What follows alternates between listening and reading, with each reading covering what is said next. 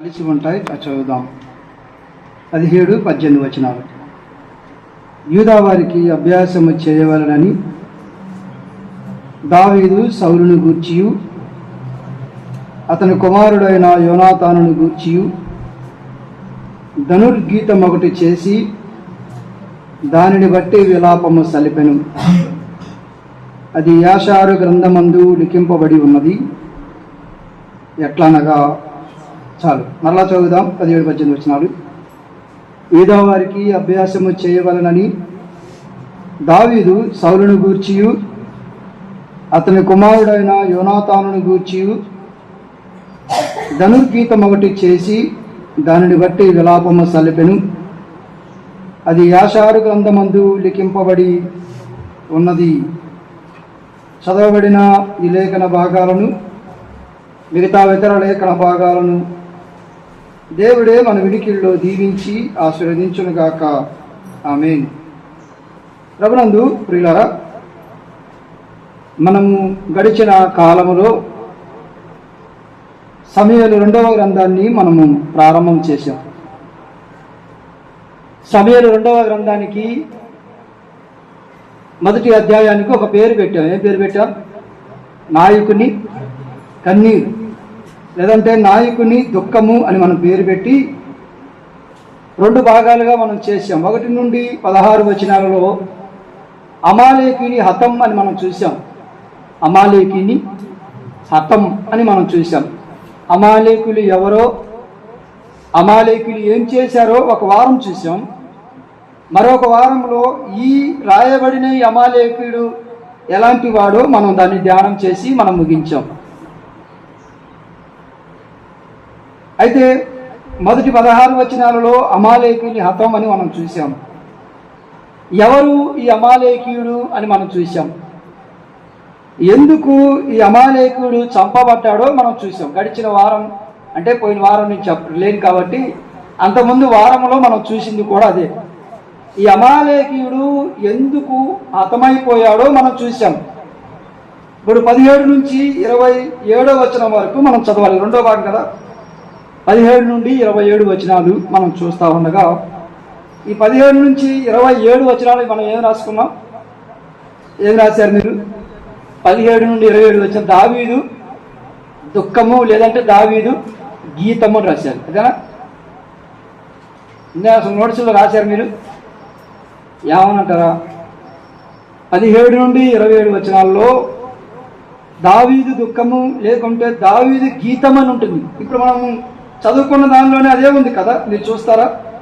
18వ వచనం మధ్యలో అతని కుమారుడైన యోనాతానును గూర్చి ధనుర్గీతం ఒకటి చేసి అని రాయబడి ఉంది. అసలు ధనుర్గీతం అంటే ఏంటి?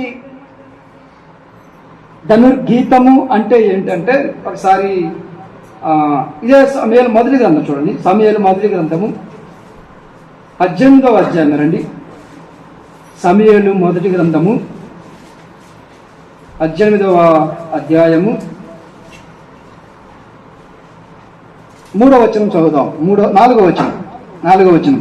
మరియు యోనాతాను తన దుప్పటిని, తన కత్తిని, తన విల్లును, నడికట్టును తీసి దావీదుకి ఇచ్చెను. యోనాతాను ఏం చేశాడు? తన దుప్పటిని, తన కత్తిని, తన విల్లును, తన నడికట్టుని తీసి దావీదుకి ఇచ్చెను. ఇప్పుడు కూడా మనకు అర్థం కాకపోవచ్చు అసలు ఏం జరిగింది అంటే, గిల్బోవ పర్వతం మీద సౌలును అతని కుమారుడంతా ఆయన కుమారుడైన యోనాతాను కూడా మరణించాడు. గిల్బోవ పర్వతం మీద రక్తసిక్తమై ఉన్నది. అవయవాలు తెగిపడిపోయిన వారు అంత మాత్రమే కాదు, యుద్ధ రథాలు పడిపోయాయి. యుద్ధ వీరులు, యుద్ధ బలాఢ్యులు కూడా పడిపోయి ఉన్నారు. ఇశ్రాయేలును పరిపాలించిన 40 సంవత్సరాలు పరిపాలించిన సౌలును అతని కుమారులైన యోనాతానును మెల్కీషువను అను కుమారులు కూడా మరణించి ఉన్నారు. అనేక మంది ఇశ్రాయేలుల సైనికులు ఆ గిల్బోవ పర్వతం మీద మరణించారు. ఇప్పుడు దావీదు వారందరిని బట్టి, ఆ యొక్క సన్నివేశాన్ని బట్టి సౌలు కుమారుడైన యోనాతానును మరణించిన దాన్ని బట్టి ఏం చేశాడు? ధనుర్గీతం ఒకటి రాయించాడు. ఏంటి ఈ ధనుర్గీతం అంటే, యోనాతాను తన దుప్పటిని, తన కత్తిని, తన దుప్పటిని, తన నడికట్టిను దేవుడికి ఇచ్చాడు, దావీదుకి ఇచ్చాడు. అంటే దావీదుకి తన విల్లును ఇచ్చాడు. తన విల్లును కూడా, విల్లు అంటే యుద్ధం, ధనుర్గీతం అంటే ఏంటంటే యుద్ధము అని అర్థం. యుద్ధములో పాడే కీర్తన, లేదంటే ధనుస్సు. ధనుర్గీతం అంటే ఒక ధనుస్సు ఉంటుంది.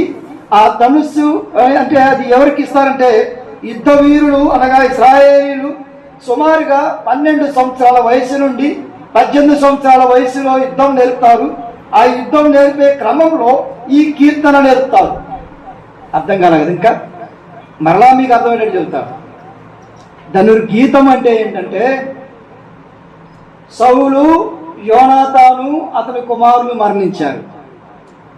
మరణించిన దాన్ని బట్టి ఇశ్రాయేలు యొక్క సమూహం అంతా దుఃఖంలో మునిగి ఉంది, కన్నీటితో మునిగి ఉంది. అయ్యో, మా నాయకుడైన సౌలు మరణించాడే, మా యుద్ధ వీరుడైన యోనాతాను మరణించాడే, అనేక మంది సైనికులు మరణించారే అని దుఃఖంతో ఉన్నప్పుడు దావీదు వారిని ధైర్యపరచడం కొరకై, దావీదు వారిని బలపరచడం కొరకై రాసిన గీతం. ఇంకో మాటగా చెప్పాలంటే, వారు చనిపోయారు, దావీదు ఒక కీర్తన పాడుతూ ఉన్నాడు. అది ఏ కీర్తన అంటే కన్నీటితో పాడుతున్న కీర్తన. ఇప్పుడు ఎవరు చనిపోయారు చెప్పాలి? ఎవరు చనిపోయారు?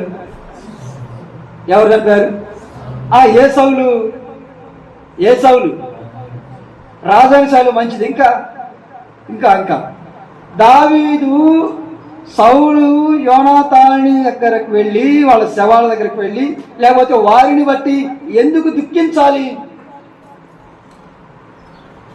ఏ సౌలు చనిపోయాడో తెలుసా?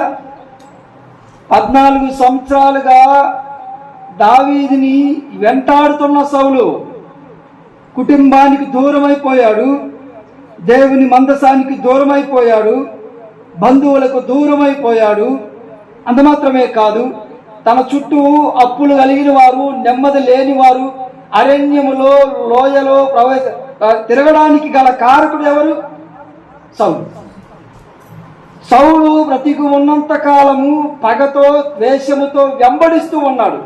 3000 మంది బెటాలియాన్ని ఉంచి ప్రత్యేకమైన సైన్యాన్ని తెచ్చి దావీదుని వెంటాడుతూ ఉన్న సౌలు ఇప్పుడు మరణించాడు. ఇప్పుడు చెప్పండి, సౌలు మరణించాడు, సౌలు సంతోషించాలా, ఏడవాలా? చెప్పండి. వాస్తవానికి మనల్ని బాగా వేధిస్తున్నారు. ఎన్ని సంవత్సరాల నుంచి? 14 ఏండ్ల నుండి మనల్ని ఇబ్బంది పెడుతూ ఉన్నారు, మనల్ని దూషిస్తూ ఉన్నారు, అవసరమైతే చంపాలని ప్రయత్నం చేస్తూ ఉన్నారు. ప్రభు కృప వల్ల తప్పించబడుతూ వస్తూ ఉన్నాం. కానీ అదే ఇప్పుడు మనల్ని వెంటాడుతున్న వ్యక్తి, మనల్ని వేధిస్తున్న వ్యక్తి, మనల్ని దూషిస్తున్న వ్యక్తి ఇప్పుడు మరణించాడు. ఇప్పుడు చెప్పండి, కన్నీరు కారుస్తామా, సంతోషిస్తామా? మనమైతే పీడ విరగడైపోయింది. ఎన్ని రోజుల నుంచి చూస్తున్నా వీడి సావు కోసం, ఎన్ని రోజులైంది వీడి సావు మాట ఎప్పుడు వింటానని. అసలు సరిగ్గా సరైన మాట విన్నానయ్యా, నేను ఈ మాట కోసమే నేను బ్రతికి ఉన్నాను. 1 రోజా 2 రోజులా? 14 సంవత్సరాల నుంచి నన్ను తరుముతున్న సౌలు, 14 సంవత్సరాల నుంచి నన్ను తరుముతున్న వ్యక్తి చనిపోయాడు. ఇక నాకు తిరుగులేదు. ఈ మధ్య మీరు చూశారు, సోషల్ మీడియా ట్రెండ్ అవుతా ఉంది. ఒక భర్తకి ఒక భార్య విడాకులు ఇచ్చినప్పుడు అతను నెత్తి మీద 40 లీటర్ల పాలు పోసుకున్నాడు. తన భార్య విడాకులు ఇచ్చిందని. అంటే ఈ మధ్య ట్రెండ్ ఏంటంటే, స్త్రీలు సహోదరులను చంపుతున్నారు కదా, అందుకని ఇలాగ నన్ను ఏమైనా చేసిద్దేమని చెప్పి అనుకుంటా ఉన్నాడు. విడాకులు ఇచ్చిందంట తన భార్య. తన భార్య తనకు విడాకులు ఇస్తే 40 లీటర్ల పాలు నెత్తి మీద పోసుకున్నాడు. కానీ దావీదు 14 ఏండ్ల నుండి తరుముతా ఉన్నాడు. చనిపోయిన సౌలును బట్టి, యోనాతాను బట్టి కన్నీరు కారుస్తూ రాస్తున్న కీర్తనే ధనుర్గీతం. ఏంటో దావీదు కన్నీరు గల కారణాలు ఏమిటో 3 మాటలు జ్ఞాపకం చేసి మనం ముగిద్దాం. నేను వాస్తవానికి ఈ ఈ సమయాలు మొదటి గ్రంథం ఈ గీతాన్ని ధనుర్గీతం అని చాలా చోట్ల నేను ఈ వర్తమానం చెప్పాను. చాలా చోట్ల అనగా ఆ గుళ్ళపల్లి స్థానిక సంఘంలో చెప్పా, తమ్ముడూరులో కూడా చెప్పా, నేను తమ్ముడూరులో చెప్పా, ఆదిలాబాద్లో చెప్పా, అంత మాత్రమే కదా తుమ్మల పెంటలో కూడా చెప్పా, అదే గ్రామం అక్కోడు ఊరిలో కూడా ఇదే వర్తమానం నేను ఇది ప్రలాప గీతము, ఇది పౌరుష గీతము, ఇది ప్రేమ గీతం అని 3 మాటలు నేను చెప్పి నేను చాలా చోట్ల ఇదే వర్తమానం నేను చెప్పాను. నేను ఆలోచన చేస్తున్నా, ప్రభువా ఇంకెక్కడికి వెళ్ళినా ఇదే వర్తమానం, ఇందులో నాకేమి దొరకదా? రాత్రి వరకు నేనేం ధ్యానం సైలెంట్గా ఉన్నా. ఎందుకు నాకు ఏదైనా ఈ వర్తమానంలో నుండి ఈ 17 నుంచి 27 వచనంలో ఏదైనా నాకు నేను కొత్తగా అందించాలి. ఏం మాట్లాడతావు ఆలోచన చేస్తూ ఉన్నాను. ఏం అర్థం కాల నాకు. ఏదంటే చెప్పి అలవాటు అయిపోయింది. ఏమని చెప్పానంటే నేను ఇది ప్రలాప గీతం అని చెప్పాను, ఇది పౌరుష గీతం అని చెప్పాను, ఇది ప్రేమ గీతం అని చెప్పి 3 మాటలు అక్కడ ఉన్నాయి. నేను అదే చెప్పి నాకు అలవాటు అయిపోయింది. ఈ 17 నుంచి 27 వచనాలకు వస్తే ధనుర్గీతం అంటే దావీదు ప్రలాప గీతం, దావీదు పౌరుష గీతం, దావీదు ప్రేమ గీతం, అంతవరకే నాకు అర్థమైంది. మరి నేను ఏం చెప్పాలి అని ఆలోచన చేస్తున్నప్పుడు మరలా ఇదే అంశం కొత్తగా దేవుడు నాకు తలం పొందించారు, వాటిని జ్ఞాపకం చేస్తాను. రండి, మనము ఈ వచ్చిన భాగంలో నుండి 3 మాటలు దావీదు ఎందుకు కన్నీరు కార్చారు. రండి మనం ఆ మాటని ధ్యానం చేద్దాం. ఇప్పుడు వస్తారా? 18వ వచనం, 19వ వచనం, 19వ వచనం చివరి భాగం చదువుతారా? 19వ వచనం చివరి భాగం. ఆహాహా బలాఢ్యులు పడిపోయి 21వ వచనం, 21వ వచనం చివరి భాగం కనపడిందేమో లేదో మీకు? బలాఢ్యుల డాళ్ళు కనపడదా మీకు? బలాఢ్యుల డాళ్ళు అవమానముగా పారవేయబడిన. తర్వాత 22వ వచనం, 22వ వచనంలో మీకు బలాఢ్యుల క్రొవ్వును పట్టకుండా కనపడిందా మీకు? కనపడుతుందా? నేను చదివేయని కనపడకపోతే అది తప్పు అయితే నాకు చెప్పండి, నేను మళ్ళీ మార్చుకుంటాను. మీకు కనపడితే ఓకే అనండి. 19వ వచనంలో ఆహాహా బలాఢ్యులు పడిపోయేది. ఆ తర్వాత 21వ వచనంలో బలాఢ్యుల డాళ్ళు అవమానముగా పారవేయబడిన. 22వ వచనంలో ఆ బలాఢ్యుల క్రొవ్వును పట్టకుండా యోనాతాను విల్లు వెనుక తీయలేదు. తర్వాత 25వ వచనం యుద్ధరంగమందు బలాఢ్యులు పడి ఉన్నారు. బలాఢ్యులు పడి 27వ వచనం అయ్యయ్యో బలాఢ్యులు పడిపోయి. ఇప్పుడు ఈ 3 మాటలు బట్టి మీకేం అర్థమైంది చెప్పండి? అదే మన అర్థం. బలాఢ్యులు పడిపోయి, అదే ఇంక మీరే కొత్త పేరు పెట్టవద్దు. మీదేం పేరో మాదేం పేరు పెట్టద్దు. ఎక్కువ శాతం మనం ఏం చూస్తున్నాం? బలాఢ్యులు పడిపోయి. ఎవరు ఆ బలాఢ్యులు అంటే సౌలు, యోనాతాను, ఇశ్రాయేలు యొక్క సైన్యం, అంతేనా? అంటే నెంబర్ 1 దావీదు ఎందుకు కన్నీరు కారుస్తున్నాడంటే బలాఢ్యులు పడిపోయారని ఏడుస్తూ ఉన్నాడు. అర్థమవుతుందా? ఏ బలాఢ్యులు? ఇశ్రాయేలులో రాజుగా ఉన్నవాడు అనేకులను ఎలాగుంది చూడండి ఒకసారి. వాళ్ళు ఎలాంటి బలాఢ్యులు అంటే ఒకసారి చూస్తారా? 22వ వచనం హతుల రక్తము ఒలికింపకుండా, బలాఢ్యుల క్రొవ్వును పట్టకుండా యోనాతాను ఇల్లు వెనుక తీయలేదు. ఎవరిని హతము చేయకుండా సౌలు కత్తి వెనుక తీసినది కాదు. సౌలును యోనాతాను తమ బ్రతుకునందు సరస్సులుగాను నెవరులుగాను వారు ఉండిరి. అంత మాత్రమే కాదు, వారు చూడండి 23వ వచనం, వారు పక్షిరాజుల వలె ఒడిగలవారు, సింహముల కంటే బలము గలవారు. ఎవరంట? పక్షిరాజుల వలె ఒడిగలిగిన వారు, సింహముల కంటే బలము గలవారు. ఇప్పుడు ఏమైపోయారు? చనిపోయారు. మా ఆయా స్థానిక సంఘాలలో పడిపోయిన వారు ఉంటారు. చాలాసార్లు బలాఢ్యులు పడిపోతారు. వందల మెసేజ్లు ఇచ్చిన వాళ్ళు, అనర్గళంగా 66 గ్రంథాలు బోధించగలిగిన వారు, చూడకుండా వందల పాటలు పాడేవాళ్ళు, గంటల తరబడి ప్రార్థన చేసేవాళ్ళు, వేలకు వేలు ప్రభు పరిచర్యకై ఖర్చు పెట్టిన వారు కొన్నిసార్లు పడిపోయే ప్రమాదం ఉంది. పడిపోయిన వారిని బట్టి బలాఢ్యులు పడిపోయారు. బలాఢ్యులు పడిపోయినప్పుడు మనం ఏం చేయాలి? వారి నిమిత్తమై కన్నీరు కార్చాలే తప్ప ప్రచారం చేయకూడదు. చాలాసార్లు మనం ఏం చేస్తాం? మనకున్న ఆయుధం ఏంటంటే ప్రచారం చేస్తాం.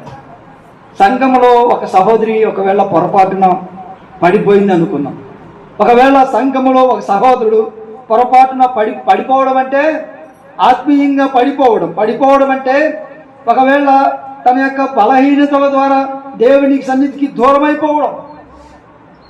పడిపోవడం అంటే కుటుంబ కారణాల బట్టి కొన్నిసార్లు పడిపోయే ప్రమాదం, కొన్నిసార్లు చుట్టుపక్కల వారిని బట్టి పడిపోయే ప్రమాదం, కొన్నిసార్లు అపవాది అనేకమైన అనారోగ్య పరిస్థితులు కల్పించి దేవునికి దూరం చేసే ప్రమాదం ఉంటుంది. వినండి, పడిపోయే ప్రమాదం ఉంటుంది. పడిపోయిన వారిని బట్టి మనం ప్రచారం చేయవద్దు. ప్రార్థన చేద్దాం, ప్రార్థన చేయండి. దావీదైతే పడిపోయిన సౌలుని బట్టి, యోనాతాన్ని బట్టి కన్నీరు కారుస్తున్నాడు. ఏమంటున్నాడు చూడండి, దావీదు వారిని బట్టి ఏమంటున్నాడు? 19వ వచనం చూడండి. ఇశ్రాయేలు నీకు భూషణ మగవారు నీ ఉన్నత స్థలం మీద హతులైరి, ఆహా బలాఢ్యులు పడిపోయిరి, ఫిలిస్తీయుల కుమార్తెలు సంతోషింపకున్నట్లు, సున్నత లేని వారి కుమార్తెలు జయమని చెప్పకున్నట్లు ఈ సమాచారము గాతులో తెలియజేయకుడి, అష్కెలోని వీధుల్లోను ప్రకటన చేయకుడి. అయ్యా అమ్మా, ఓ ఇశ్రాయేలు కుమార్తెలారా, మీరు వెళ్ళి మీరు ఈ విషయాన్ని అందరికి చెప్పవద్దు. ఎందుకంటే పడిపోయిన వారు మనవాళ్ళు, మన ఇశ్రాయేలు యుద్ధ వీరులు, మనల్ని పరిపాలించిన 40 సంవత్సరాలు పరిపాలించిన సౌలును, అతని కుమారుడైన యోనాతాను, వారి యుద్ధ వీరులు, సింహము కంటే బలము కలిగిన వారు. అలాంటి వారు పడిపోయారు. మీరు ప్రకటన చేయవద్దు. మీరు అష్యాలోని వీధుల్లోనూ ప్రకటన చేయవద్దు, బాగా ఓదవద్దు. ఎందుకంటే పడిపోయింది మనవాళ్ళు. మనమైతే అడక్కపోయినా చెబుతాం కదా, ఇంటికి పోయి మరలా ఎవరైనా సంఘంలో ఒకవేళ పడిపోతే ఏందంట, అక్క ఏందంట, అన్న ఏందంట, వాళ్ళకి తెలియదు పాపం. ఆ విషయం ఏం తెలియదు, వాళ్ళ కుటుంబంలో ఏం జరిగిందో, వాళ్ళ సమస్యలు ఏమైనా ఎవరికి తెలియదు. ఈయనకు తెలిసినప్పుడు ఈయన ఏం చేస్తారు తెలుసా? ఈయన ప్రత్యేకంగా ఇంటికి వెళ్ళి బండి వేసుకున్నాక వెళ్ళి వాళ్ళ ఇంట్లో అట్లా జరిగిందంటగన్నా, వాళ్ళ ఇంట్లో అట్లా జరిగిందంటగా, వాళ్ళ అమ్మాయి ఇది అంటగా, వాళ్ళ అక్కది అంటగా, వాళ్ళ చెల్లి ఇది అంట కదా, ఆమె ఇది అంట కదా, ఆయన ఇది అంట కదా, వాళ్ళ భార్య ఇది అంట కదా. అసలు ఈ విషయం ఎవరికి తెలియదు. కానీ ఇతను ఏం చేస్తాడు? వాస్తవానికి అన్నా పొరపాటు జరిగింది వాళ్ళ కుటుంబంలో, అపవాది వాళ్ళ కుటుంబంలో దాడి చేశాడు, వాళ్ళ బిడ్డలు పాడైపోతున్నారు, వాళ్ళ పిల్లలు లేకపోతే వాళ్ళకి సంబంధించి పాడైపోతున్నారని చెప్పి మనం దేవుని సన్నిధిలో ప్రార్థన చేద్దాం రాన్నా అని చెప్పి ప్రార్థించే వాళ్ళు కరువైపోయారు. చిన్న లోపం దొరికినా కానీ ప్రచారం చేసేవాళ్ళు నేడు ఎక్కువైపోతూ ఉన్నారు. దావీదైతే పడిపోయిన యోనాతానును సౌలును చూసి కన్నీరు కారుస్తూ అంటున్నాడు, ఇశ్రాయేలు కుమార్తెలారా మీరు కన్నీరు ఇవ్వండి, కానీ ఈ విషయము ఫిలిస్తీన్లు తెలియనివద్దు, ఫిలిస్తీయ కుమార్తెలను తెలియనివద్దు, సున్నత లేని వారి కుమారులకు ఈ విషయాన్ని తెలియపరచవద్దు. ఎందుకంటే శత్రువు ఇంకొద్దిగా దాడి చేస్తాడు. మన వాళ్ళు పడిపోయారని తెలిస్తే శత్రువు ఇంకొద్దిగా బలంగా తయారవుతాడు. నేడు సంఘాల్లో జరుగుతున్న సంఘటనలను బట్టి అపవాది ఇంకొద్దిగా మన మీద బలంగా దాడి చేస్తూ ఉన్నాడు. లోక సంబంధమైన కార్యాలు జరిగించడం బట్టి, అపవాది సంబంధమైన కార్యాలను మనం జరిగించడం బట్టి అపవాది మన మీద దాడులు ఎక్కువగా చేయడం మొదలు పెడతాడు. అందుకే దావీదు అంటున్నాడు, మీరు ఈ విషయాన్ని ఒకటి బలాఢ్యులు పడిపోయిరి, బలాఢ్యులు పడిపోయే ప్రమాదం ఉంది.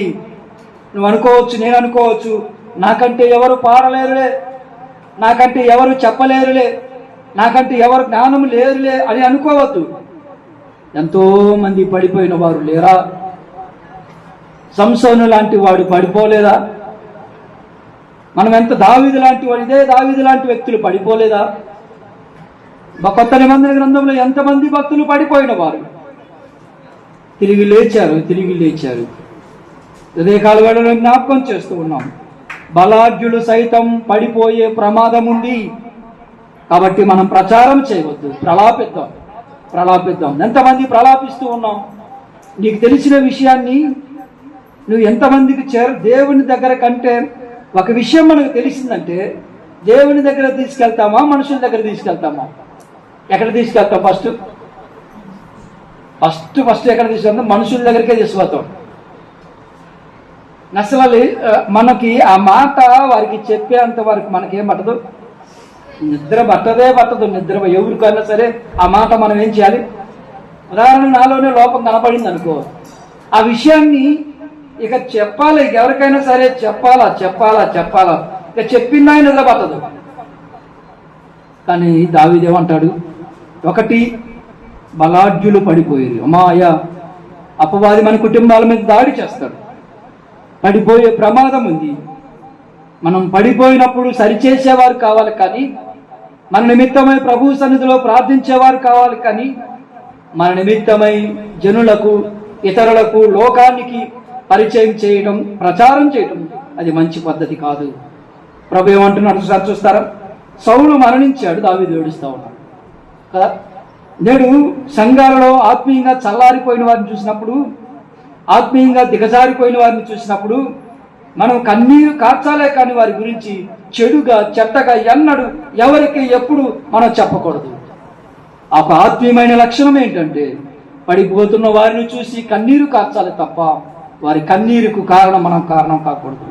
చాలాసార్లు వారు కన్నీరు కారుస్తుందని బట్టి మనం ఇంకా లేనిపోయిన వాటిని సృజించి వారి మీద అనేక నేరాలను మోపి ఆత్మీయంగా ఇంకా పతనమైపోయే స్థితిలోకి తీసుకెళ్తున్నాం. నేటి సంఘాలలో ఉన్న కొంతమంది వ్యక్తులమైన మనం బాధ్యత కలిగిన వ్యక్తులమే సరిచేయాలి, బాధ్యత కలిగిన వ్యక్తులమే ప్రేమించాలి, బాధ్యత కలిగిన వ్యక్తులంగా మనము వాళ్ళని ఆదరించాల్సింది పోయి వారి నిమిత్తమై వాళ్ళ కుటుంబానికి అంతే జరగాలి, వాళ్ళకి అంతే చెప్తే వినలేదు.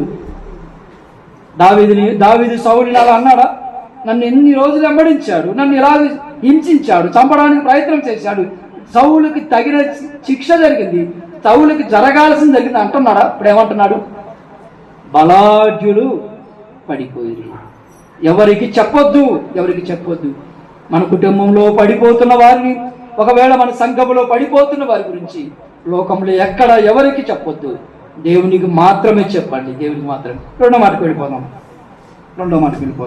వాస్తవానికి పడిపోయింది ఎవరు? సౌలు పడిపోయాడు. ఎలాంటి సౌలు? దావీదును తరుముతున్న సౌలు. వాస్తవానికి బలహీనుడే కదా, కానీ ఇప్పుడు ఏమంటున్నాడు?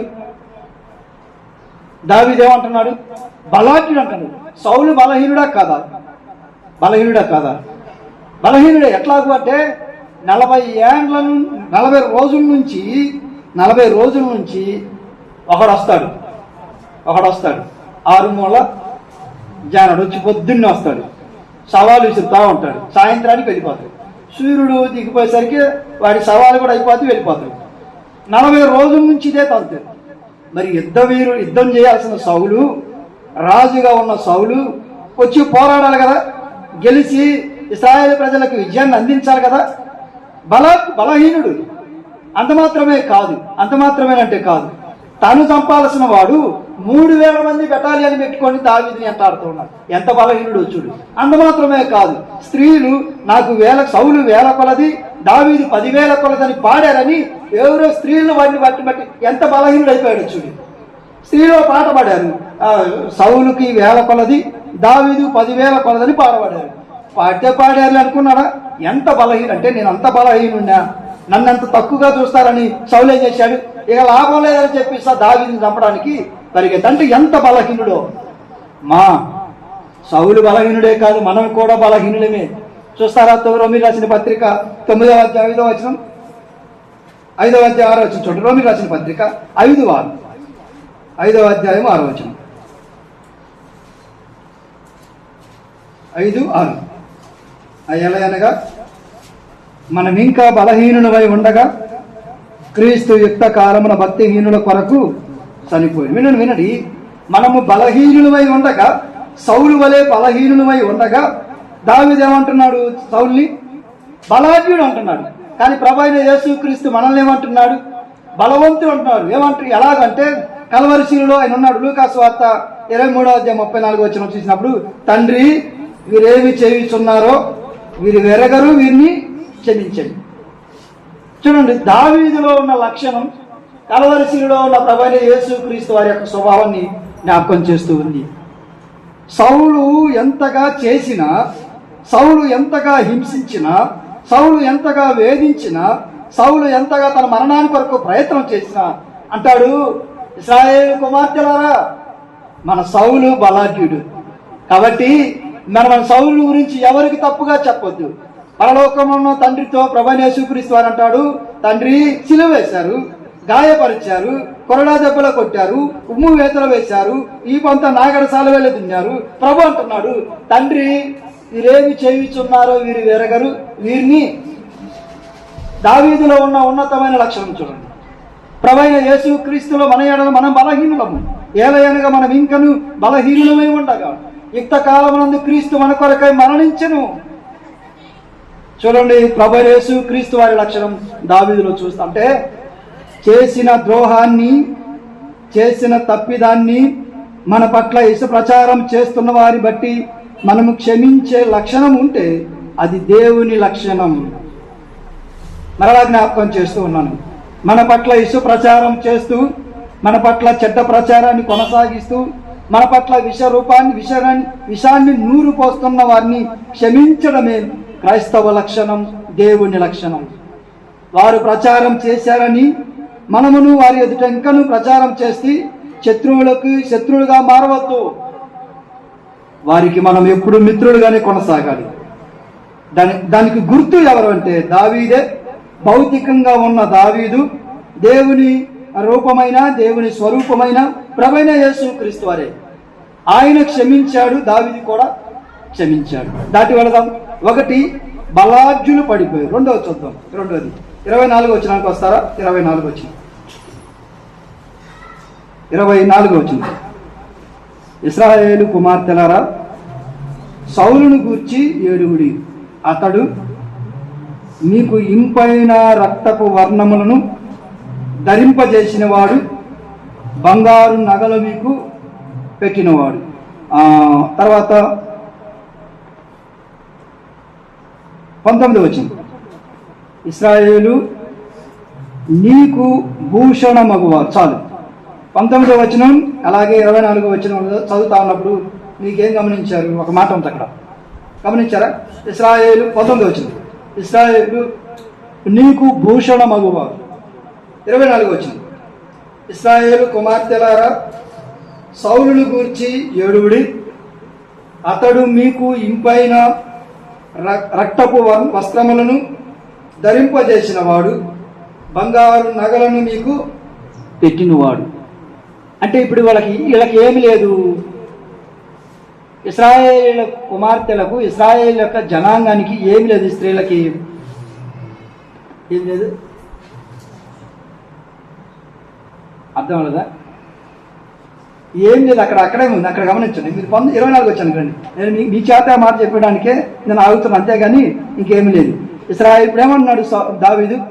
ఇశ్రాయేలు కుమార్తెలారా, సౌలును గూర్చి ఏడవండి, ఏడుగుడి అని ఈ మాట పట్టుకోండి. అతడు మీకు ఇంపైన రక్తపు వస్త్రములను ధరింపజేసిన వాడు, బంగారు నగలు మీకు పెట్టిన. అంటే ఏమి లేవు ఇంతవరకు.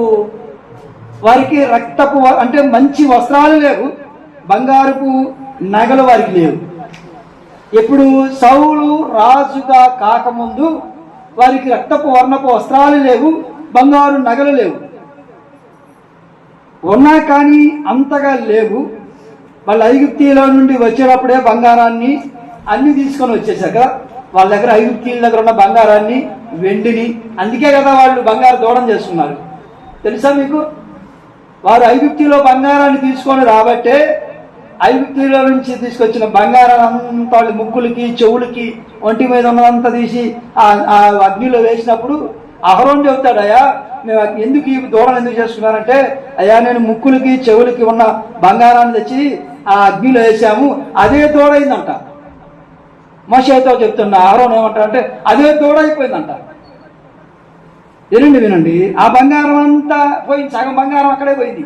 వాడు దూడగా చేసుకున్న బంగారం ఏం చేశాడు, ఆ మోషే దిగి వచ్చాడు, ఆ బంగారం అంతా ఆ దూడను ఏం చేశాడు, కాల్చి బూడిద చేసి ఆ బూడిద నీళ్ళల్లో కలిపి వాళ్ళకి దాపిచ్చాడు. అయిపోయింది, అక్కడ సగం బంగారం అయిపోయింది. ఇక కొంతమంది ఇంకా బంగారం లేదు, కొంతమంది అక్కడక్కడ ఇది ఎందుకు ఇవ్వాలి, ఇది ఎందుకు ఇవ్వాలని దాచి పెట్టుకున్న కొద్ది బంగారం ఉంది కదా, ఇదంతా వచ్చింది. తర్వాత వీళ్ళు ఎరుకో దాటేటప్పుడు, తర్వాత ఎరుకో నదులు ఎరుకో దాటి వచ్చారు కదా, అక్కడ బంగారం కనపడింది. అక్కడ బంగారం కనపడ్డప్పుడు ఒక ఆయన తీసుకున్నాడు, ఆయనకు శిక్ష పడింది.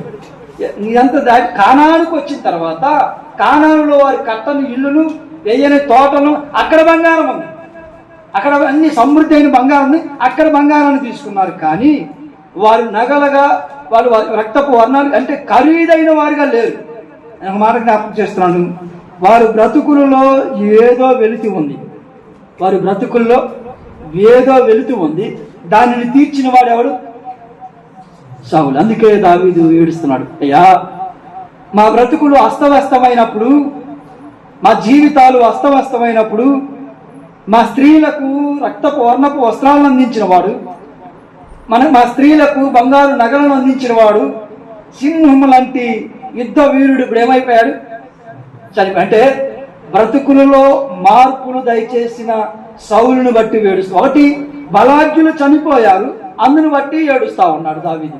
అది విషయాన్ని అందరికీ తెలియపరుస్తా ఉన్నాడు, బలాఢ్యుడు అని. రెండవది, మీకు బంగారు వస్త్రాలు ధరింపజేశాడే, మీకు రక్తపు వర్ణాలు వస్త్రాలు ధరింపజేశాడే, మీకు భూషణమగు వారు అంటే మీకు ఆభరణంలాగా ఉండువారు, ఇశ్రాయేలుకు ఆభరణంగా ఉన్నవారు ఎవరంటే సౌలుడు, యోనాతానే.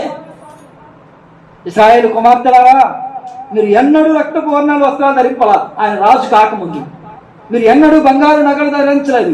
మీకు అతడే కదా రక్తపు వర్ణాల వస్త్రాలను ధరింపజేసిన వాడు, మీకు బంగారు నగలను ధరింపజేసిన వాడు ఎవరు అంటే సౌలే కదా. అలాంటి సౌలు ఇప్పుడు ఏమైపోయాడు? ఏనండి, పాపముల చేతను అపరాధముల చేత మనం ఏమైపోయాం? చచ్చిన వారమే ఉండాలి. ఆదాము ఆ ఏదైనా వనంలో పాపం చేయగా అతనికి ఏ వస్త్రం అవసరమైంది? మొదటిగా తన సొంత క్రియల ద్వారా అంజూరపు వస్త్రాన్ని ధరించిన వాడు.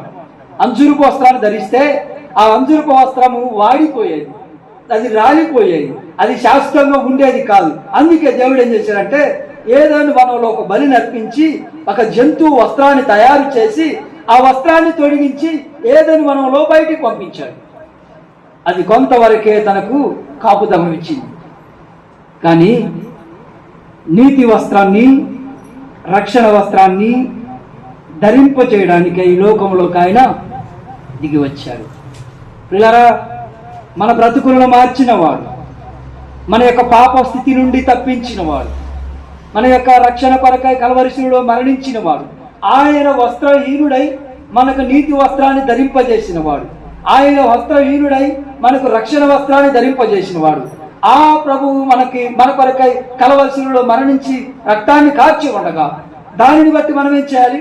సౌలు మరణించిన దాన్ని బట్టి దావీదు ఇశ్రాయేలుకు వారి జ్ఞాపకం చేస్తున్నాడు. మంచిదే. మనం ఎవరిని జ్ఞాపకం చేసుకోవాలంటే మన నిమిత్తమై రక్షణ లేని వారంగా, నీతి వస్త్రం లేని వారంగా ఉన్న మన కొరకై మరణించిన ప్రభువైన యేసు క్రీస్తుని జ్ఞాపకం చేసుకోవాలి. ఆ మాట ప్రకటన గ్రంథానికి వస్తారా? అక్కడ చూద్దాం. ప్రకటన గ్రంథము 19వ అధ్యాయం చూస్తారా? మనకి ఏ వస్త్రాన్ని ధరింపజేశాడు ప్రభు? చూడండి, ఇశ్రాయేలుకు రక్షణ వస్త్రాన్ని అలాగే బంగారు నగలను దయచేసిన వాడు సౌలైతే మన బ్రతుకులను మార్చి మనకి ఏ వస్త్రాన్ని ధరింపజేశాడు? చూడండి, 8వ వచనం. మరియు ఆమె ధరించుకొనుటకు ప్రకాశములను నిర్మములనైన సన్నపు నార బట్టలు ఆమెకి ఇయ్యబడినవి, అవి పరిశుద్ధుల నీతి క్రియలు. మనకేమిచ్చాడు ప్రభు? ఆమె అంటే ఎవరంటే సంఘమే. సంఘముగా చేర్చబడిన మనకి ఇవ్వబడిన వస్త్రాలు మనం చూస్తా ఉన్నప్పుడు నిర్మలమైన ప్రకాశమానమైన సన్నపు వస్త్ర నారబట్టలు మనకి ఇవ్వబడ్డాయి. అవి నీతి క్రియలు. పిల్లల, పాపపు మురికి గుడ్డలతో మనం ఉన్నవారు యెషయా గ్రంథము 56వ అధ్యాయంలో మనం చూడగలం కదా. మన క్రియలు మురికి గుడ్డలు, మన క్రియలు అసహ్యమైనవి, మన క్రియలు పాపపు వస్త్రముతో నిండి ఉన్నాయి. అయితే ప్రభువైన యేసు క్రీస్తు ద్వారా మనం ఏమైపోయామంటే నీతిగా మార్చబడ్డాం. నీతి వస్త్రాలు ధరించుకొని, సన్నపు నార వస్త్రాలు మనం ధరించుకొని పరలోకమందు ఆయన ఎదుట మనం నిలబడబోతూ ఉన్నాం. ఎవరికి ఇవ్వబడినవి ఇవి? ఆమెకు అంటే సంఘానికి ఇవ్వబడినవి. రెండో మాట మనం జ్ఞాపకం చేస్తూ ఉన్నాను. ఇశ్రాయేలీల స్త్రీలకు సన్నపు నార వస్త్రాలు, బంగారు నగలను ధరింపజేసిన వాడు సౌలైతే, పాపములో శాపములో కొట్టి మిట్టాడుతున్న మన కొరకై, మన నిమిత్తమై, అపరాధముల చేతను పాపముల చేతను నశించి నరకాన్ని కొడుతున్న మన నిమిత్తమై ప్రభువైన యేసుక్రీస్తు వారు అనుగ్రహించిన గొప్ప నీతి వస్త్రాన్ని మనకు అనుగ్రహించాడు. కాబట్టి సౌలుని బట్టి మీరు చింతించవద్దు, ఏడువడి అంటారు కదా, మీరు ఏడవండి కానీ ఇతరులకు చెప్పవద్దు. అమ్మా, ఇంకా నీతి వస్త్రాలు లేని వారు ఉన్నారు, ఇంకా రక్షణ వస్త్రాలు ధరింపని వారు ఉన్నారు. వారి నిమిత్తమై మనం ఏం చేయాలి? ఏడవాలి. సౌలుని బట్టి మీరు ఏడవండి, నశించిపోతున్న వారిని బట్టి ప్రభు కూడా చెబుతాడు. ఏమంటాడు ప్రభు? కలవరిసినప్పుడు వెళ్తూ దారి ఏమంటాడు? అమ్మలారా, నా కోసం ఏడవద్దు, నీ కోసం, మీ పిల్లల కోసం ఏడవండి. ఇప్పుడు కూడా మన దేశం కోసం, మన రాష్ట్రాల కోసం, మన జిల్లాల కోసం, మండలాల కోసం, గ్రామాల కోసం మన కన్నీరు కార్చే వారం ఉండాలి. నశించిపోతున్న వారిని చూసి మనం కన్నీరు కార్చాలి. దేవుని ఎరగని వారిని చూసి, నీతి వస్త్రాలు లేనివారు, రక్షణ వస్త్రాలు లేనివారు, దేవుని వస్త్రాలు లేనివారు, సన్నపు నార వస్త్రాలు అంటే ధరించిన వారు, వారి కొరకే మనం ఏం చేయాలి? కన్నీరు కార్చాలి. రెండోది, వాళ్ళ బ్రతుకులు మార్చిన సౌలు నిమిత్తమై వారు ఏడవాలి. మన బతుకులు మార్చిన ప్రభువైన యేసుక్రీస్తు వారి నిమిత్తమై మనం ప్రార్థన చేస్తూ, ఆయనను స్తుతిస్తూ, నమ్మని వారి కొరకే మనం ఏం చేయాలి? ఏడవాలి. ఒకటేది, బలాఢ్యులు పడిపోయారు, వారి నిమిత్తమై ఏడవాలి.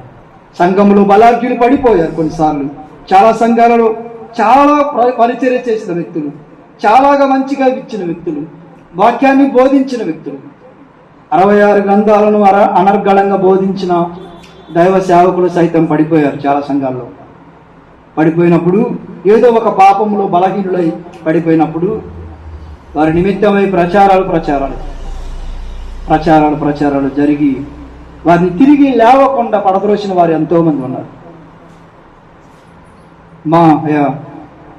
పడిపోయినప్పుడు పడద్రోసే వాళ్ళు కావాల్సింది, తిరిగి లేపేవాళ్ళు కావాలి. సంఘాల్లో ఆగిపోయిన వారి గురించి కన్నీరు కార్చి దేవుని సన్నిధిలో మొరపెట్టేవారు కావాలి. కానీ ఇక వాళ్ళు ఆగిపోయారు, ఇక దేవునికి స్తోత్రం అని చెప్పి మనం ఎన్నడూ అనకూడదు. దాటి వెళదాం. మన బ్రతుకులు మార్చిన ప్రభువైన యేసుక్రీస్తు వారిని ఎన్నడూ మనం స్తుతించవలసింది. ఎల్లవేళలా ప్రభుని జ్ఞాపకం చేసుకోవాల్సింది. నశించిపోతున్న వారి గురించి మనం కన్నీరు కార్చవలసింది. యూదా పత్రికలో మనం చూడగలం కదా. చూస్తారా ఒకసారి? యూదా రాసిన పత్రిక 22వ వచనం చూస్తారా? 22వ వచనం మనం అందరం ఎరుగుది మాట, అది బాగా తెలిసిన మాట. 22వ వచనం, సందేహపడు వారి మీద కనికరము చూపుడు. 23వ వచనం, అగ్నిలో నుండి లాగినట్టు కొందరిని రక్షించాలి. మనం కొందరినైనా ప్రభు కొరకు సంపాదించాలి. పిల్లవాడు స్కూల్కి వెళ్ళేటప్పుడు మనం అడుగుతాం, అడగవా ఏం చదువుతున్నారు అని చెప్పాలా? ఏమన్నా అడుగుతాం, అడగవా? ఎప్పుడు అడుగుతాం అంటే మామూలుగా స్కూల్కి వెళ్ళేటప్పుడు ఏం అడగవు, కానీ వాడు ఎప్పుడైతే డబ్బులు కానీ నోట్సులు కానీ బుక్స్ కొనాలని అడిగినప్పుడు మాత్రం ఖచ్చితంగా అడుగుతాం. అయ్యా నువ్వేం తెగ అడుగుతున్నావు, డబ్బులు 1000 రూపాయలు డబ్బులు అడిగా, అసలు నువ్వు ఏం చదువుతున్నావు నువ్వు అంటే. లేకపోతే కొన్నిసార్లు ఫీజు కట్టేటప్పుడు గుర్తొచ్చింది. ఇప్పుడు ప్రైవేట్ స్కూల్లో జాయిన్ చేసామనుకో, ప్రైవేట్ స్కూల్లో జాయిన్ చేసినప్పుడు వాడికి ఫీజు కట్టాలనుకో, అమ్మాయి కానీ బాబు కానీ, అప్పుడు గుర్తు 5000 ఫీజు కట్టాలనుకో, అప్పుడు గుర్తొచ్చింది, అసలు నీకు ఇన్ని వేలు ఫీజు కడుతున్నాను, అసలు నువ్వు ఏం చదువుతున్నావు? మనకు చదువు లేకపోయినా మనం ప్రయత్నం చేస్తాం. అసలు అరే ఇది చదువు అమ్మాయి చదవమంటావు. చదవలేదనుకో ఇక ఎక్కడికి వచ్చింది కోపం, నరానికి ఎక్కింది. ఇన్ని వేలు ఫీజు కడుతుంటే నువ్వు చదవటం ఇంత మాత్రమేరా అని మనకే ఎంత కోపం వస్తే, ఆయుష్నిచ్చి ఆరోగ్యాన్ని ఇచ్చి కావలసినప్పుడు అవసరాలు తీర్చి బిడ్డల్ని ఇచ్చి వారి ఆయుష్ని పొడిగించి మనకు కావాల్సిన నివాసాన్ని ఇచ్చి, గాలిని ఇచ్చి, ఋతువుల్ని ఇచ్చి, అన్ని సమకూర్చిన దేవుడు రక్షణనిచ్చి, సంఘాన్ని ఇచ్చి, వాక్యాన్ని ఇచ్చి, వివరంగా బోధించే సేవకులను ఇచ్చి, నీకు అన్ని సమకూర్చిన దేవుడు రేపు పరలోకములో నిన్ను ఏమీ అడగడా? ఆలోచించి ఎందుకు ఈ భూమి మీద మనం ఉంచావో, ఎందుకు ఉంచాడో ఖచ్చితంగా దేవుడు మనం అడుగుతాడు.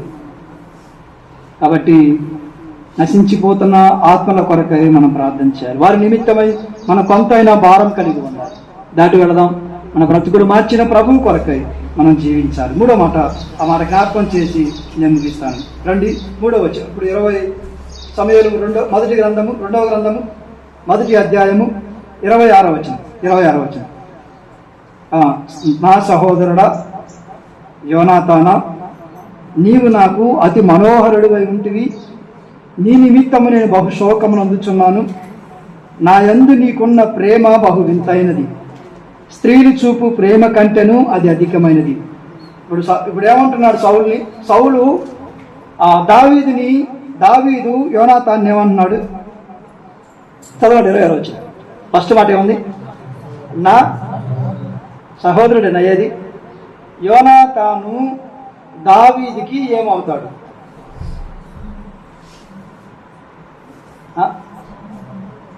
ఏమవుతాడు? బామర్ది అవుతాడు. ఈ మేరాబు, ఈ మీకాలు ఎవరు అంటే యోనాతాను యొక్క సహోదరులు అంత మాత్రమే కాదు, సౌలు కుమార్తెను ఇవ్వకుండా, సౌలు కుమార్తె అయిన మీకాలను ఇవ్వకుండా మేరాబునిచ్చి చేసిన వాడు. మేరాబుతో వివాహమైంది సౌలుకి, దావీదుకి, క్షమించండి, సౌలు కుమార్తె దావీదుకి ఇచ్చి పెళ్లి చేశాడు. సౌలు కుమారుడే యోనాతాను. యోనాతాను ఇప్పుడు ఏమంటున్నాడు? నా సహోదరుడా. చాలామంది ప్రశ్న ఏంటంటే, మనం అక్క అంటాం, తర్వాత వాళ్ళ భార్యని అక్క అంటాం, వాళ్ళనేమో పురుషులు ఏమంటాం? అన్న అంటాం. ఈ వరుసలు ఏమన్నా ఆయన్నేమో అక్క అంటావు, ఆమెనేమో అక్క, ఆయన్నేమో అన్న అంటావు, ఈయన్నేమో అక్క అంటావు. ఏంటి మీ చర్చికి పోయే వరుసలు లేవు, పరసలు లేవు కదా? ఇప్పుడు సౌలుకి తెలియదా ఎవరు? మనకు తెలియదా ఎవరు? ప్రభువును బట్టి ఇది ఆత్మీయమైన పిలుపు. ఇది చనిపోయిన యోనాతాను భౌతికంగా అతను బామర్దే, కానీ ఆత్మీయంగా ఎవరేమవుతాడు? సహోదరుడే. మనమందరము ప్రభు రక్తలో కడగబడి సహోదరులము, సహోదరులు. ఇవారే బెదరన్స్. మనమందరము ఆయన రక్తంలో కడగబడిన ఆయన పిల్లలము కాబట్టి మనమందరము సహోదరులము. కొన్నిసార్లు నేను మా భార్యని పరిచయం చేప్పుడు సహోదరి అని చెప్తాను. వాళ్ళు పరిచయం కోసం ప్రభువులో నాకు ఇవ్వబడిన సహోదరి ఆమె పేరు చెప్తారు. అంత మాత్రం నా సహోదరి అంటే తోబుట్టి అయినట్టు కాదు. ప్రభువులో నాకు సహోదరి. భౌతికంగా నాకు భార్యే, కానీ ఆమె ప్రభువులో నాకు సహోదరి. భౌతికంగా మీరందరూ నాకు వరుసలు ఉండొచ్చేమో, కానీ ప్రభువులో మీరందరూ నాకు సహోదరుడు. మనమందరము అంతే. ఇప్పుడు యోనాతాను ఏమంటున్నాడు? యోనాతాను దావీదు ఏమన్నాడు? నా సహోదరుడా యోనాతానా, ఇప్పుడు చూడండి, నీవు నాకు అతి మనోహరుడు అయి ఉంటివి. నీ నిమిత్తం నేను బహుశోకమును అందుచున్నాను. ఇప్పుడు మరి మాట, నాయందు నీకున్న ప్రేమ బహు వింతైనది. ఏంటి ప్రేమ? ఏం ప్రేమ ఉంది అసలు ఈ యోనాతానికి? చూస్తారా? సమూయేలు మొదటి గ్రంథం 23వ అధ్యాయం. ఏంటి అతని ప్రేమ చూద్దామా?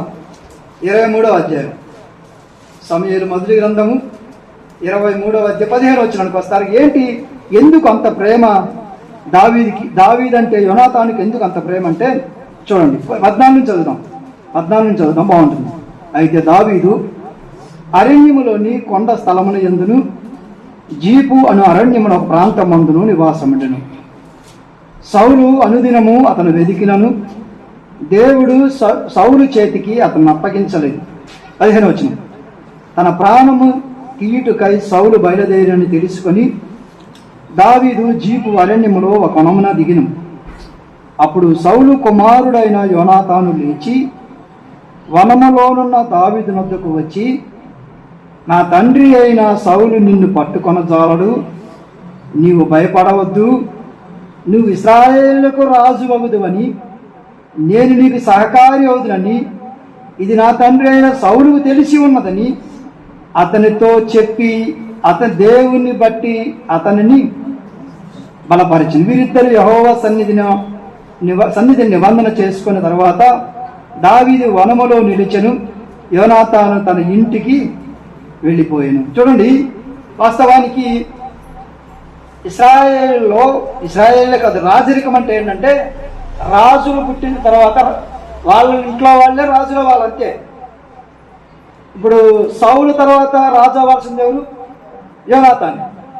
కానీ ఇప్పుడు యోనాతానే వచ్చి ఏమంటున్నాడంటే, సౌలుని దావీదుని ఎంతగా ఆదరిస్తున్నాడంటే, నా తండ్రి నిన్ను ఏమి చేయలేడు, అంత మాత్రమే కాదు, నీవు రాజు అవుతావు, నీకు నేను సహకారిని అవుతాను. ఎంత ప్రేమ చూడండి. అసలు యోనాతాను ఏం చేయాలో తెలుసా? దావీదును చంపాలి. ఎందుకంటే దావీదును చంపేస్తే యోనాతాను ఏమవుతాడు? రాజు అవుతాడు. దావీదు కాకుండా యోనాతాను రాజు అవ్వాలంటే, అసలు చూడండి, సౌలు అనుదినము దావీదుని వెతుకుతా ఉన్నాడు.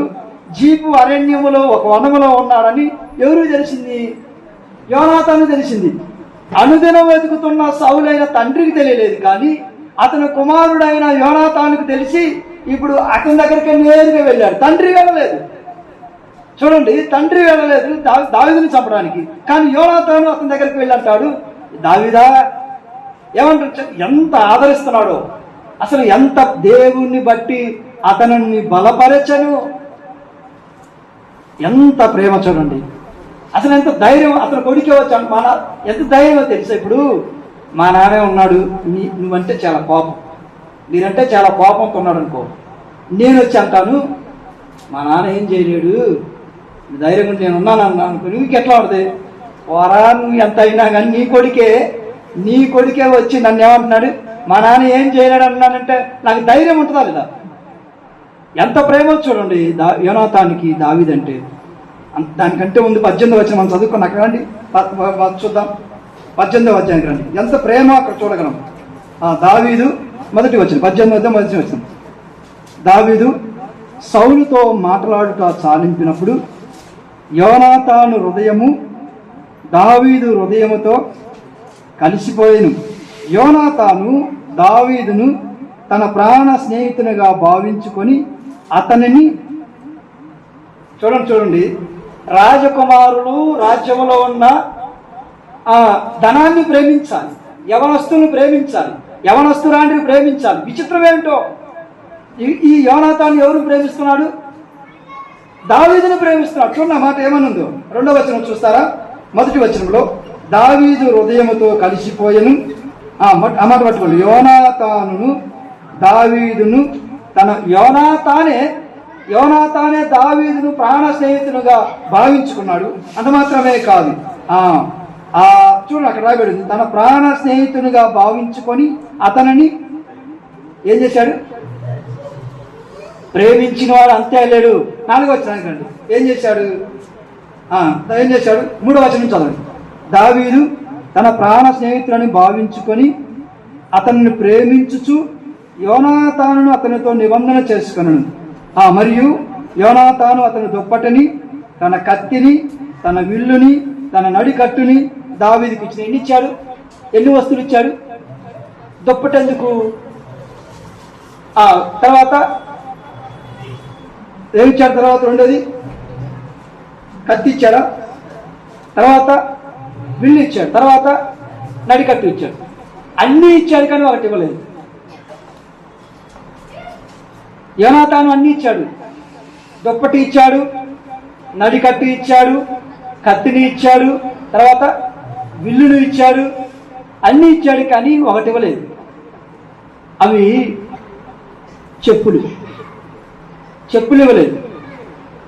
ఎందుకు చెప్పులు ఇవ్వలేదో తర్వాత చూద్దాం. అది ఇప్పుడు మన సబ్జెక్ట్ కాదు, తర్వాత వస్తుంది, తను చూద్దాం. ఇప్పుడు ఏమని చెబుతానంటే, బహు వింతైన ప్రేమ. 3వ మాట ఏంటంటే బహు వింతైన ప్రేమ. ఎవరిది? యోనాతానుది. యోనాతానుదే దావీదు మీద బహు వింతైనదంటే అసలు మన ప్రభు అయిన యేసుక్రీస్తు ప్రేమ ఇంకెంత వింతైనది, ఆయన ప్రేమ ఇంకెంత వింతైనది. ఇంత కాదా? అరికాలు మొదలుకొని నడినెత్తి వరకు పచ్చి పుండ్లు గాయాలతో ఉన్నవారము, అపరాధముల చేతను పాపముల చేతను చనిపోయిన వారము. అసలు మన స్థితి తెలిస్తే నేను ఇలా అంటాను, నేను పుట్టిన దగ్గర నుండి నేను ఏమేమి కార్యాలు చేశానో అవన్నీ నా భార్యతో చెప్తే నాతో ఉంటుందా? నాకు గుర్తున్నవన్నీ నేను చేసిన మంచి కానీ చెడు కానీ వాటన్నిటినీ నా భార్యతో నేను చెప్తే నన్ను ప్రేమిస్తుందా? కొన్నిసార్లు తప్పనిసరి ప్రేమించినా అప్పుడప్పుడు ఆ సూటిపోటి మాటలు, నువ్వు ఇట్టాటోడి కాబట్టే అని అప్పుడప్పుడు. పోని మన సహోదరులు తను మొదటి కాలం నుంచి పుట్టిన దగ్గర నుంచి తాను జీవిస్తున్న జీవితాన్ని, తన పెరిగి పెద్దయిన తర్వాత తన భర్తతో ఈ విషయాన్ని, తన జీవితాన్ని క్షుణ్ణంగా తన భర్తతో చెబితే తన భర్త ఆమెతో సంసార జీవితాన్ని కొనసాగిస్తాడా? ఏదో ఒక సందర్భంలో ఏదో ఒక మాట తన భర్తకు అది గాయపరుస్తుంది. అంటే మనం ఇలా మాట్లాడుతున్నాను, మనలో ఏదో ఒక లోపంతో జీవించి కొనసాగుతున్న వారమే. మనలో ఉన్న చెడ్డ కార్యాలను మంచి కార్యాలను మనను ప్రేమించి పెళ్లి చేసుకున్న వారు, లేకపోతే మనతో సహజీవనం చేస్తున్న వారే భరించడం కష్టమైతే పరిశుద్ధమైన దేవుడు, పరలోకంలో ఉన్న దేవుడు మనను ప్రేమించడమా? మనము దేవుణ్ణి ప్రేమించలేదు, కానీ దేవుడే మొదటగా మనల్ని ప్రేమించి మన నిమిత్తమైన రక్తము కార్చి మన కొరకై కలవరి శిలువలో మరణించిన దేవుడు. ఈ భూలోకములో యోనాతాను ప్రేమ దావీదుకి వింతైనదైతే పరలోకములో ఉన్న దేవుని ప్రేమ ఇంక ఎంత వింతైనది. మన మానవ మేధస్సుకు అందరికి అర్థం కాని ప్రేమ ప్రభువైన యేసుక్రీస్తు వారిది. అందుకే ఆయన భూలోకాన్ని దిగిరావలసి వచ్చింది. ఆయన ప్రేమించాడు కాబట్టే మన నిమిత్తమై కలవరి శిలువలో మరణించాడు. ప్రేమ మరణిస్తుందే తప్ప 11 అధ్యాయంలో మనం చూడగలం. కొరింథీయులకు రాసిన మొదటి పత్రిక 11 అధ్యాయంలో ప్రేమ ఏం చేస్తుందో మనం చూడగలం. ప్రేమ మన కొరకు ఏం చేసింది? మరణించింది. ప్రియులారా, యోనాతాను దావీదు కొరకు మరణించలేదు, కానీ దావీదు అంటాడు, యోనాతానా, నీ ప్రేమ బహు వింతైనది, స్త్రీల చూపు ప్రేమ కంటే బహు వింతైన ప్రేమనిది. కానీ మన కొరకై మరణించి రక్తము కార్చి సమాధి చేయబడి తిరిగి లేచిన ప్రభువైన యేసుక్రీస్తు వారి ప్రేమ ఇంకెంత గొప్పది. నేను ముగిస్తూ ఉండగా, ఒకటి దావీదు నిమిత్తమై, ఆ దావీదు సౌలు నిమిత్తమై కన్నీరు కాస్త ఏమనంటే బలాఢ్యులు పడిపోయారు. ఒకటి. రెండోది, మా బ్రతుకులు మార్చిన వాడు పడిపోయాడు, వారి కొరకు కన్నీరు కార్చండి. మూడవది, బహు వింతైన ప్రేమను చూపిన వారు పడిపోయారు. సౌలు మరణించాడు, యోనాతాను మరణించాడు, ఇశ్రాయేలు యొక్క సమాజమంతా, అంటే ఇశ్రాయేలు యొక్క యుద్ధ వీరులు మరణించారు. కాబట్టి వారి నిమిత్తమై దావీదు కన్నీరు కారుస్తూ గీతం. అందుకే ఈ కీర్తన, ఈ యొక్క అధ్యాయాన్ని మనం పెట్టిన పేరు దావీదు కన్నీరు. ఎందుకు అంటే సౌలు మరణించాడు, యోనాతాను మరణించాడు, ఇశ్రాయేలు యొక్క సైన్యం మరణించింది. కాబట్టి వారి నిమిత్తమై దావీదు చేస్తున్న కన్నీటి గీతమే ధనుర్గీతం. ఈ మాటలను బట్టి దేవుడు మనల్ని ఒకరినొకరు ఆదరించుకుంటూ ఇతరుల కొరకు మనం ప్రార్థన చేస్తూ ముందుకు కొనసాగడానికి పరిశుద్ధాత్మ దేవుడు నన్ను బలపరిచి ముందుకు నడిపించునుగాక. ఆమేన్. తల వంచినట్లయితే మనం